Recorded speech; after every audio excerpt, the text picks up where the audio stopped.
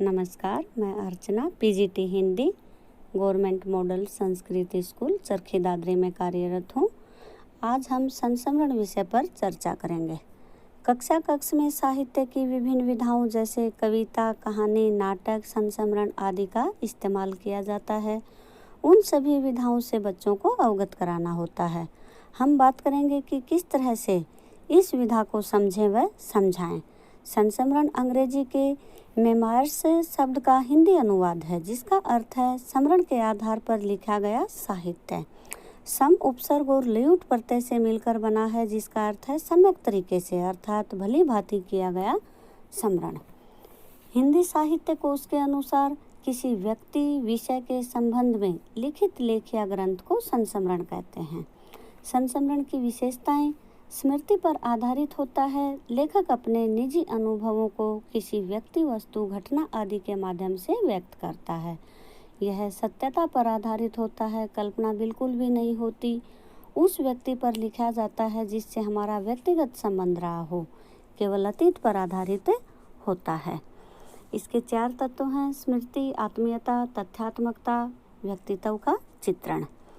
शिक्षण उद्देश्य बच्चों में स्वयं लिखने की योग्यता का विकास करना, उनके अंदर नैतिक मूल्यों का विकास करना, स्वयं लिखने की योग्यता का विकास करना और प्रयोगात्मक रूप में संस्मरण की घटनाओं को दैनिक जीवन से जोड़ सकते हैं।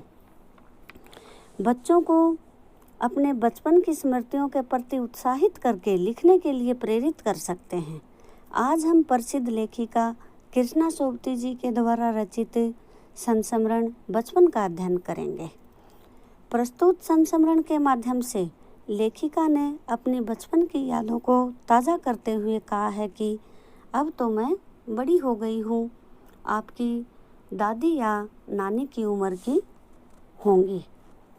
लेखिका बताती हैं कि मेरे पहनावे में भी काफ़ी बदलाव आ गया है। पहले मैं रंग बिरंगे फ्रॉक पहनती थी, लेकिन अब मैं सफ़ेद रंग के कपड़े पहनना पसंद करती हूँ।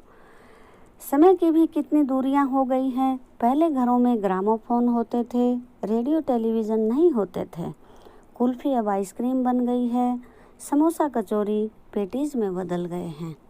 बताती हैं कि हमने शिमला में खूब मज़े किए, घुड़सवारी की और भी बहुत से मज़े किए।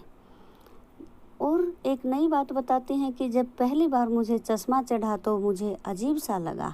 मेरे चचेरे भाई ने मुझे खूब चिढ़ाया, लेकिन अब चश्मा अटपटा नहीं लगता।